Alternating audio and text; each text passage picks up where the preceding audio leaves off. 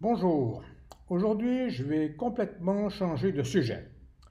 Je vais parler d'une espèce que vous ne connaissez sans doute pas. J'entends par là, je vais vous parler des brouteurs. C'est quoi des brouteurs? Eh bien, des brouteurs, en fait, ce sont des arnaqueurs qui opèrent sur Internet et principalement sur les réseaux sociaux. Comment ces personnes agissent? Et en fait, pourquoi les nomme-t-on des brouteurs? Tout simplement parce que ce terme vient de Côte d'Ivoire. Il se réfère au mouton qui se nourrit sans le moindre effort. J'ai été ces derniers jours victime d'un brouteur. J'ai reçu sur Instagram en j'aime, puisque depuis quelque temps je suis sur Instagram. Je montre quelques photos, quelques vidéos. Et j'ai reçu un charmant message d'une jeune femme blonde qui s'appelle Larissa. Ce n'est pas son prénom, mais je l'ai changé. Et qui m'a envoyé des j'aime à n'en plus finir sur toutes les photos que j'avais mises sur Instagram. J'étais très content, je lui ai dit merci, c'est très sympa de votre part. Et puis voilà, je pensais que c'était terminé. Mais non, mais non, mais non. Elle m'a questionné en me disant mais qu'est-ce que vous faites? Vous êtes marié? Là déjà j'ai été un peu méfiant. Pourquoi s'intéresser à mon statut? Pourquoi me demander si je suis marié, célibataire, divorcé, séparé ou je ne sais quoi? J'ai répondu simplement que j'étais écrivain. Alors là, j'ai reçu un magnifique message. Oh, moi, j'adore les écrivains. C'était extraordinaire. Les questions continuaient et moi, je n'y répondais pas. Ensuite, je lui ai dit, si vous voulez vraiment converser avec moi, je vous donne mon adresse email et comme ça, nous pourrons le faire en toute discrétion. Vous me semblez intéressante et peut-être que je pourrais m'inspirer de votre personnage pour un prochain roman. Elle m'a contacté très très rapidement et je lui ai dit maintenant, après avoir posé des dizaines et des dizaines de questions auxquelles je n'ai pas répondu, j'ai simplement précisé ce que tout le monde déjà connaît, que je suis un écrivain, que j'habite en Thaïlande, que je suis en couple, etc. J'ai dit, mais j'aimerais en savoir un peu plus à votre sujet. Alors j'ai appris qu'elle était âgée de 35 ans, qu'elle habitait dans une ville X de France, que son mari était décédé dans un accident de voiture et qu'elle était toute seule avec son fils.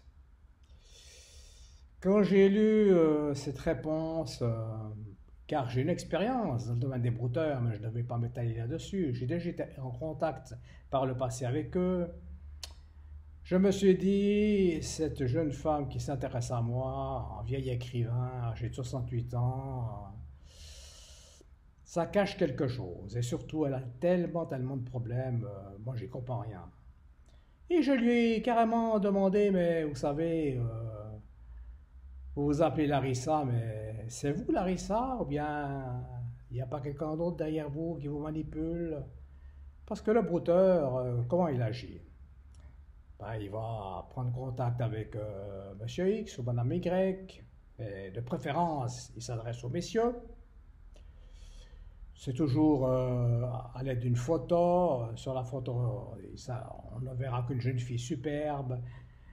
Ces photos, bien évidemment, sont volées, souvent sur des sites pornographiques aux États-Unis. Et le brouteur manipule cette jeune femme, puisqu'en fait, la victime ne sait pas que derrière cette jeune femme, il y a quelqu'un. Et il va commencer à lui faire des confidences, et elle va lui répondre, oui, vous êtes sympa, oui, je vous aime beaucoup, j'apprécie nos échanges, enfin, un tas de compliments. Mais ça va vite s'arrêter là, car ensuite, cette jeune femme va connaître beaucoup de malheurs, comme par hasard. Et moi, j'avais eu le cas autrefois d'un brouteur qui avait utilisé la photo d'une jeune femme blonde, qui était superbe, et qui avait énormément de malheur. Surtout, elle était entrée en possession d'un héritage, elle habitait au Maroc, mais malheureusement cet héritage était bloqué, et pour le toucher, bien évidemment, il fallait avancer de l'argent. Moi, ça m'avait fait mourir de rire, mais elle m'avait même envoyé un papier complètement faux établi par un notaire, sans doute un complice. Et j'ai laissé tomber, j'ai dit, écoutez, désolé, je sais que ce n'est pas vous qui voulez cet argent, je ne vous connais pas, je ne vous ai jamais vu. Essayez de trouver un autre pigeon. Moi, je n'appartiens malheureusement pas à la race des pigeons. Moi, j'avais oublié cette histoire et voilà que Larissa continuait avec ses charmants messages. Et hier soir, juste avant de fermer mon ordinateur, elle me dit, j'ai un secret. Oh là là là là là là. Alors ce matin, curieux comme je suis, vu que j'écris des romans, j'adore les histoires, je voulais en savoir plus. J'ai dit, mais Larissa, ce secret, non, je ne veux pas en parler, ce sera pour plus tard. J'ai insisté et je lui ai dit, mais non, il faut vraiment me dire la vérité. C'est quoi ce secret? Et l'histoire est revenue comme par le passé avec la jeune femme marocaine. Mais cette fois-ci, l'héritage, car elle devait hériter une somme importante, était bloqué en Belgique. Et la pauvre, imaginez-vous, la misérable, n'avait pas l'argent pour débloquer cet héritage. Car selon ces brouteurs, ces jeunes gens de Côte d'Ivoire, qui entre nous doivent beaucoup s'amuser, pour toucher l'héritage, il faut verser de l'argent. Ça, c'est du jamais vu, c'est incompréhensible, c'est du non-sens total. Alors je lui ai dit, Larissa, cette histoire je la connais déjà. Comme déjà dit, je ne suis pas de la race des pigeons. Alors je vais vous bannir de tous les endroits où nous avons été en contact. Et l'histoire s'arrêtera là. Mais j'ai décidé après réflexion d'en faire une petite vidéo. Pourquoi? Parce que je suis un écrivain et que j'adore les histoires. Mais aussi pour vous avertir, principalement vous messieurs, si un jour vous êtes contactés sur Skype, sur Instagram, je ne sais pas, bon, il y a tellement de réseaux sociaux et que vous allez découvrir une jeune femme superbe, très gentille et qui au fur et à mesure des contacts que vous aurez se dévoilera. Au début, elle sera entièrement habillée et au fur et à mesure des séances, des messages que vous aurez avec elle, elle laissera tomber quelques vêtements. Puis à la fin, elle se montrera à vous toute nue. Et vous, vous serez épaté. C'est à ce moment-là qu'elle vous dira, mais je viens d'apprendre que ma pauvre mère a fait un infarctus et je n'ai pas envie qu'elle décède, il faut absolument m'envoyer de l'argent. Et voilà.